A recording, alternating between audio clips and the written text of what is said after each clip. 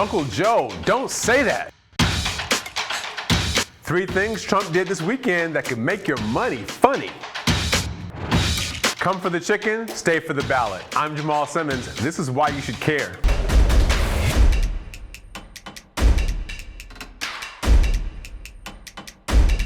Vice President Joe Biden is back in some hot water for something he said last week. Speaking in Hanover, New Hampshire, the vice president raised a topic that was an underlying reason why many black voters held their breath for the entire Obama presidency. Biden wondered out loud, what if, God forbid, Barack Obama had been assassinated? Biden was trying to connect with his young audience by relaying how he felt when Dr. Martin Luther King Jr. and Bobby Kennedy were killed in 1968, though Biden said it was the 1970s in his remarks. That's another thing entirely. Either way, the former VP said Donald Trump might be galvanizing today's young people the way those tragedies galvanized his generation. Now, why should you care?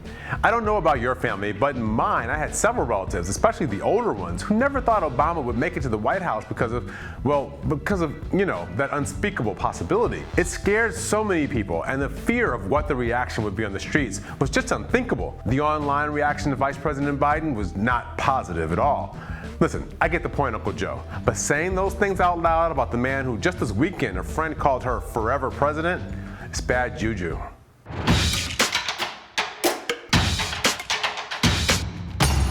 A lot was going on this weekend that might impact your wallet. Here are 3 things you need to know. First, President Donald Trump set the stock market for a loop with some pretty odd tweets. Trying to hit China back in the trade war, the president went pretty far out over his skis when he hereby ordered American companies out of China. The Dow Jones index promptly sunk 600 points. Fact check. The president could implement an emergency provision that prevents U.S. companies from investing more money in a country, but he can't order them to pull up stakes in the billions of dollars already invested in China. Second, the president and the Fed chair went for it. Here's what had happened. POTUS has been taking shots at Federal Reserve Chairman Jerome Powell and the Fed, and then during a speech at an economic policy gathering in his own mild-mannered way, Fed Chair Powell clapped back at Trump by indicating that the White House's trade policies were making business and markets nervous. Stop. Hearing what Mr. Powell had said, Mr. Trump took to Twitter to wonder who's our biggest enemy, the chairman of the U.S. Federal Reserve, who he appointed, or China. What? Finally, after all that, President Trump is pumping the brakes on his trade war. In a give and take with reporters, Trump said he had second thoughts about the ongoing trade war with China. But then White House aides basically said the opposite, and that the president only regrets he wasn't tougher on China. Then, today, the president announced that China was interested in resuming trade talks. Are you following all this? It feels like more of a soap opera than the Power premiere on Starz last night. But here's why you should care. About 50% of Americans own stocks individually or in a mutual fund or 401k. When the president sends the markets for a ride, he can freak people out who are worried about their own retirement. Frankly, folks, I don't know what to tell you. Hold on for a wild ride and call a financial planner.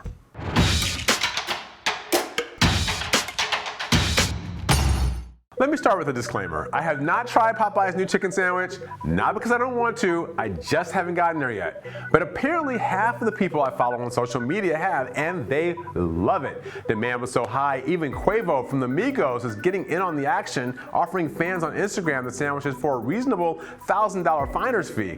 Because they just don't have that many of them left in the restaurant. People are standing online for hours. But like every internet sensation, there is the ultimate backlash. And for the Popeyes versus Chick-fil-A wars, the backlash was about voting.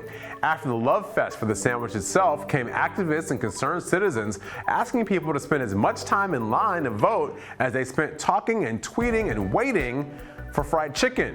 One teen took the argument to heart, and instead of just posting about it, he posted up at his local Louisiana chicken spot and started registering voters. According to the folks at the blog called Because of Them We Can, 17-year-old David Ledbetter registered 16 new voters over the weekend in Charlotte, North Carolina. He said he would have had more names, but most of the people in line were already registered.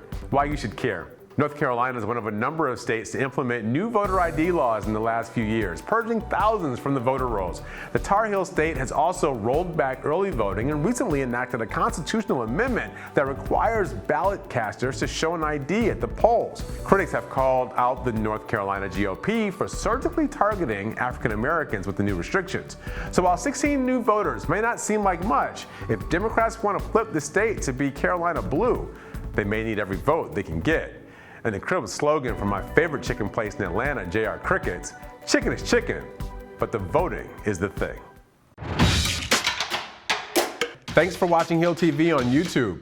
Be sure to click subscribe and hit the bell so you know when we post new videos. And head to thehill.com for all the latest political news.